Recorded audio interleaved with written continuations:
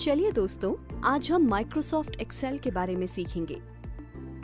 Microsoft Excel आपको data और plan को ऑर्गेनाइज करने में मदद करता है। तो चलिए जानते हैं हम माइक्रोसॉफ्ट एक्सेल, उसकी स्टार्ट स्क्रीन, वर्कबुक्स, वर्कशीट्स और अन्य कई विशेषताओं के बारे में। माइक्रोसॉफ्ट एक्सेल माइक्रोसॉफ्ट की एक स्प्रेडशीट एप्लीकेशन सॉफ्टवेयर है। एक्सेल में वर्कशीट होती है जो कि रॉ और कॉलम यानी कि पंक्ति और स्तंभों के खानों में विभाजित होती है। ये कैलकुलेशन यानी कि गणना करने, लेखा जोखा रखने या हिसाब करने या फिर डेटा को व्यवस्थित करने को काफी आसान बना देता है। ये है एक्सेल की स्टार्ट स्क्रीन। यहाँ से हम नई एक्सेल फाइल खोलते हैं और ऊपर चिन्हित कमांड की मदद से हम फाइल को ऑफिस 2013 के क्लाउड सपोर्ट वन ड्राइव पर सेव करते हैं। क्लाउड सपोर्ट पर सेव करने के लिए वन ड्राइव साइन इन करें। जब हम ब्लैंक वर्कबुक पर क्लिक करते हैं तो नई वर्कबुक ओपन होती है और कुछ ऐसी वर्कशीट विंडो दिखाई देती है। एक वर्कबुक में कंप्यूटर की मेमोरी के आधार पर कई वर्कशीट्स होती हैं।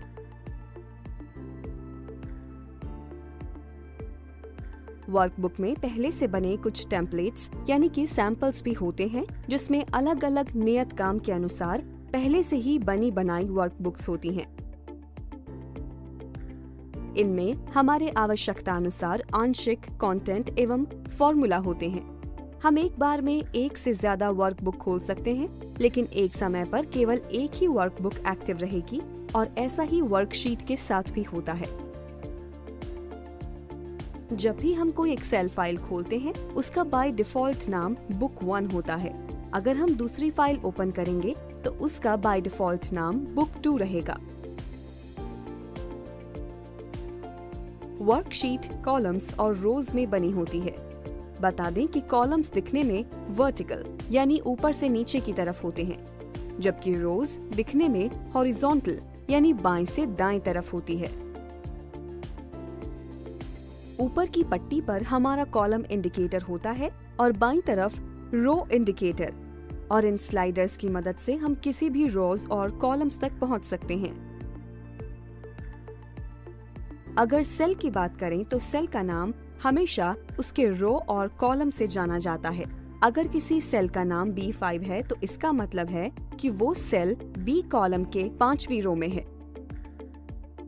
सेल H17 का मतलब होता है वो सेल H कॉलम के 17वें रो में है। B5 H17 ये सेल रेफरेंस या फिर सेल एड्रेस होता है। सेल एड्रेस नेम बॉक्स में दिखाई देता है। अगर हम किसी सेल में डेटा डालना चाहते हैं तो उसका एक्टिव होना बहुत जरूरी होता है।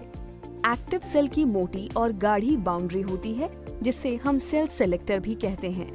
सेल सेलेक्टर के निचले दाएं किनारे पर जो चौकोर डॉट है उसे फिल हैंडल बोलते हैं।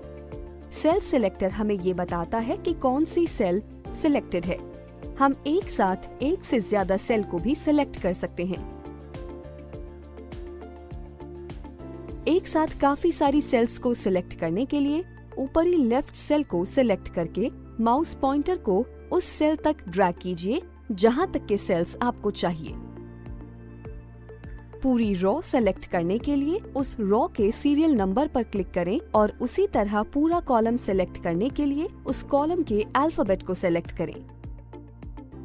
नीचे ये शीट टैब्स होती हैं, जिनमें हम अपनी आवश्यकता के अनुरूप अलग अलग डेटा स्टोर कर सकते हैं।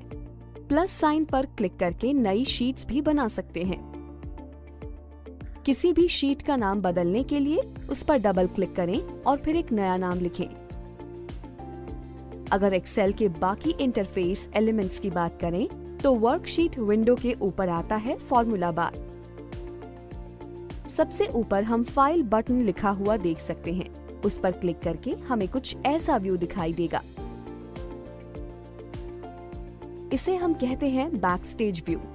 यहाँ से हम अपनी फाइल सेव कर सकते हैं या नई फाइल क्रिएट कर सकते हैं या फिर पहले की बनी फाइल को ओपन कर सकते हैं। ऊपर के इस पार्ट को हम रिबन कहते हैं। ये माइक्रोसॉफ्ट ऑफिस के हर एप्लीकेशन में एक समान ही होता है। फाइल बटन के बगल में जो एलिमेंट्स हैं उन्हें हम टैब्स कहते हैं। इनके भी अलग अलग फीचर्स होते हैं। एक बार में एक ही टैब एक्टिव हो सकता है और जो भी टैब एक्टिव होगा वो उस वक्त हाईलाइटेड रहेगा। हम किसी भी टैब पर क्लिक करके उसे एक्टिव कर सकते हैं। कुछ टैब्स विशेष प्रक्रिया पर ही दिखाई देते हैं। ऐसे टैब्स को कॉन्टेक्सचुअल टैब कहते हैं। ये पैनल का सेट एक्टिव टैब के फीचर्स को दर्शाता है। अगर हम दूसरे टैब को एक्टिव करते हैं तो ये पैनल सेट बदल जाएगा। हर एक पैनल में कई तरह के बटन या आइकन्स होते हैं जो कि अलग अलग कमांड्स के लिए होते हैं। पैनल में बाईं ओर ये चिन्ह डायलॉग बॉक्स लॉन्चर का है। आइए जानते हैं टैब्स की इम्पोर्टेंट फीचर्स के बारे में। सबसे पहले आता है होम टैब। होम टैब में हमें सामान्यतः प्रयोग होने वाले कमांड्स दिखेंगे, जैसे copy and paste, font change या फिर पैराग्राफ अलाइनमेंट। एक्सेल में होम टैब के बटन बाय डिफॉल्ट खुले रहते हैं। होम टैब के बगल है इंसर्ट टैब, जिसकी सहायता से हम अपने वर्कबुक में chart tables, spark lines, filters इत्यादि इंसर्ट कर सकते हैं। इससे हम अपने वर्कबुक डेटा को सजीव तरीके से भी दिखा सकते हैं। इंसर्ट टैब के बटन्स के सहयोग से हम अपने डॉक्यूमेंट में इमेजेस, टेक्स्ट या फिर कई तरह के सिंबल्स ऐड करके उसे काफी आकर्षक भी बना सकते हैं।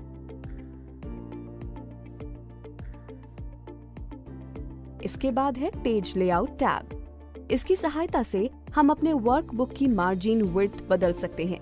पेज का ओरिएंटेशन और थीम भी बदल सकते हैं।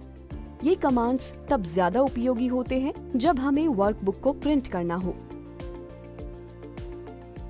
फॉर्मूला टैब में वो कमांड्स होते हैं जिनकी सहायता से हम आसान से लेकर कठिन से कठिन हिसाब किताब और न्यूमेरिकल एनालिसिस भी बड़ी ही आसानी से कर सकते हैं।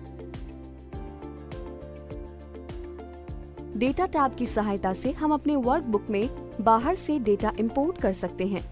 यदि हमारी शीट में अत्यधिक डेटा है तो सॉर्ट एवं फिल्टर कमांड की मदद से हम आवश्यकता अनुसार डेटा को फिल्टर कर सकते हैं। रिव्यू टैब में सबसे ज्यादा प्रभावशाली एडिटिंग विशेषताएं हैं, जैसे कि कोई कमेंट डालना या फिर वर्कशीट में किए बदलाव को ट्रैक करना। इसमें मौजूद कमांड्स की मदद से हम स्पेलिंग भी जांच सकते हैं और अपने कंटेंट की लैंग्वेज भी बदल सकते हैं। ये सारी विशेषताएं वर्कबुक्स को शेयर और कोलैबोरेट करने में काफी मदद करती हैं। व्यू टैब की मदद से हम वर्कबुक को अलग अलग व्यू देख सकते हैं। इसके फ्रीज पैन्स बटन से हम बड़ी आसानी से किसी भी रो या कॉलम को फ्रीज कर सकते हैं। व्यू टैब के कमांड्स भी वर्कबुक की प्रिंटिंग के दौरान काफी उपयोगी होते हैं। और अब बारी आती है कॉन्टेक्सचुअल टैब की। ये टैब तभी दिखाई देता है जब हम टेबल्स, चित्र या अन्य ऐसे विषय पर काम कर रहे हों। इस टैब में कई विशेष कमांड्स हैं जो कि हमें ऐसे स्पेशल आइटम्स की जरूरत के अनुसार फॉर्मेट करने में सहायता करता है। ये है फॉर्मूला बार, जहां हम फॉर्मूला टाइप करते हैं और इस बटन की मदद से हम फॉर्मूला बार को बड़ा कर सकते हैं। यहाँ मौजूद कैंसिल बटन से हम लिखे हुए फॉर्मूला को हटा सकते हैं। इस एंटर बटन पर क्लिक करते ही फॉर्मूला सेल में ऐड हो जाता है। इस बटन से हम अलग अलग तरह के मैथमेटिकल फंक्शंस ऐड कर सकते हैं। ये है स्टेटस बार। इस पर बने मिनिमाइज बटन से हम अपनी फाइल मिनिमाइज कर सकते हैं। रीस्टोर बटन से वापस से फाइल को ओरिजिनल शेप में रीस्टोर कर सकते हैं और क्लोज बटन से फाइल क्लोज कर सकते हैं।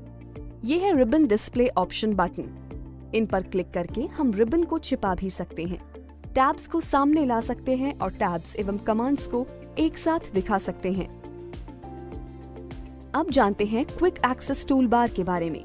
ये टूल बार रिबन के ऊपर होता है और अपने नाम के अनुरूप सामान्यतः प्रयोग होने वाले कमांड्स जैसे save, undo, redo, print preview तक सीधे पहुंचाता है। बिल्कुल नीचे हमारे कंट्रोल बटन्स होते हैं जो कि ये कंट्रोल करते हैं कि फाइल किस तरह दिखाई देगी। जूम कंट्रोल स्लाइडर की मदद से हम अपनी फाइल का आकार बड़ा और छोटा कर सकते हैं। अगर हम वर्कशीट पर माउस से राइट क्लिक करते हैं तो एक शॉर्टकट मेन्यू दिखाई देता है जिसमें तरह तरह के कमांड्स होते हैं। शॉर्टकट मेन्यू के ऊपर ही एक मिनी टूल बार होता है जिसमें कि लगातार प्रयोग हुए फॉर्मेटिंग कमांड बटन्स होते हैं। अगर हम वर्कशीट पर माउस के कर्सर को इधर उधर घुमाएंगे तो देखेंगे कि माउस का पॉइंटर जगह जगह अपनी आकृति बदल रहा है। पर ऐसा क्यों हो रहा है? ये इसलिए है क्योंकि माउस पॉइंटर की अलग अलग आकृति उसकी अलग अलग क्रियाओं को दर्शाती है। पहला माउस पॉइंटर है ये एरो की आकृति का माउस पॉइंटर। ये रिबन से कोई ऑप्शन चुनने या स्क्रॉल करने के प्रयोग में आता है। अंग्रेजी के अक्षर आई की तरह इस माउस पॉइंटर को आई बीम कहते हैं। ये फॉर्मूला बार में टेक्स्ट टाइप करने में उपयोग होता है। ये white plus sign mouse pointer cells select करने में प्रयोग होता है। जब पॉइंटर किसी रो या कॉलम इंडिकेटर पर होता है तो वो छोटे काले एरो की तरह दिखाई देता है और इससे हम किसी भी रो या कॉलम को चुन सकते हैं।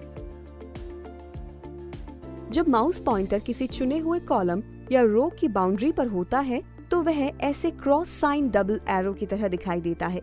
इससे हम रो या कॉलम की चौड़ाई और लंबाई बदल सकते हैं। कॉलम की चौड़ाई घटाने या बढ़ाने के लिए क्रॉस साइन डबल एरो को क्लिक करते हुए पकड़ कर रखें। फिर पॉइंटर को आवश्यकता अनुसार ड्रैग करें। हम एक साथ कई कॉलम का आकार भी बदल सकते हैं। इसके लिए सभी कॉलम को सेलेक्ट करें और फिर होम टैब के फॉर्मेट ड्रॉप डाउन मेन्यू से auto fit column width option चुनें। इसी प्रक्रिया से हम रो का आकार भी बदल सकते हैं। यदि हमें सभी सेल का आकार बदलना हो तो फॉर्मूला बार के नीचे दिए गए सिलेक्ट ऑल बटन पर क्लिक करें। उसके बाद माउस पॉइंटर को एक रो लाइन या कॉलम लाइन के ऊपर लाकर उस पर क्लिक करके होल्ड करें और आवश्यकता अनुसार ड्रैग करें। ऐसा करके हमारे सारे रो या कॉलम का आकार बदल जाएगा। एक एक्सेल वर्कशीट पर इधर उधर जाने के लिए कई शॉर्टकट्स होते हैं जो कि ये स्क्रीन पर दिखाए जा रहे हैं। इन शॉर्टकट की मदद से हम क्लिक के साथ वर्कशीट के किसी भी रो या कॉलम पर बड़ी आसानी से जा सकते हैं। आज के लिए बस इतना ही। आज के लेसन में हमने सीखा माइक्रोसॉफ्ट एक्सेल एक स्प्रेडशीट एप्लीकेशन सॉफ्टवेयर है जो कि डेटा का हिसाब किताब, उनकी एनालिसिस और ऑर्गेनाइजेशन को आसान बना देता है। एक्सेल में वर्कशीट होती है जो कि रो और कॉलम में विभाजित होती है। रोज और कॉलम्स के इंटरसेक्शन को सेल कहते हैं। सेल में हम डेटा डालते हैं और ये हम तभी कर सकते हैं जब सेल एक्टिव हो। एक्सेल के रिबन में बहुत सारे बटन्स और आइकन्स होते हैं जो हमारे काम को और भी आसान बना देते हैं। ये थी एक्सेल के बारे में कुछ बेसिक इन्फॉर्मेशन। एक्सेल के बारे में और जानने के लिए देखें हमारी अगली वीडियो। तब तक के लिए thanks for watching and all the best. Keep learning.